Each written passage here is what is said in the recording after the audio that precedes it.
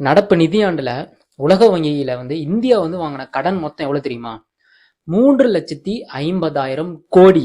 3,50,000 கிடையாது, குரோர்ஸ்.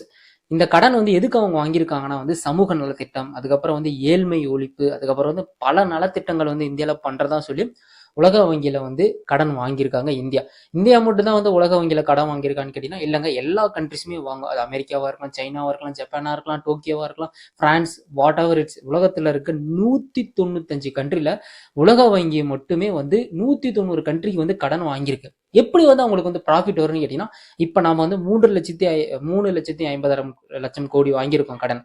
அந்த கடனை நம்ம வட்டியோட கொடுக்கணும். அதுதான் அவங்களோட வருவாய். அதை வச்சுதான் மற்ற கண்ட்ரிக்கு அவங்க உலக வங்கியில கடன் எல்லா கண்ட்ரிக்கும் டிஸ்ட்ரிபியூட் பண்றாங்க. ஸோ இதுதான் ரீசன்.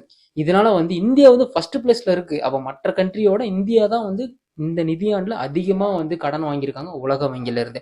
இந்த இன்ஃபர்மேஷன் பிடிச்சா மறக்காம லைக் பண்ணிட்டு, கமெண்ட் பண்ணிட்டு, ஷேர் பண்ணிட்டு, நம்ம சேனலை சப்ஸ்கிரைப் பண்ணி வச்சுக்கோங்க.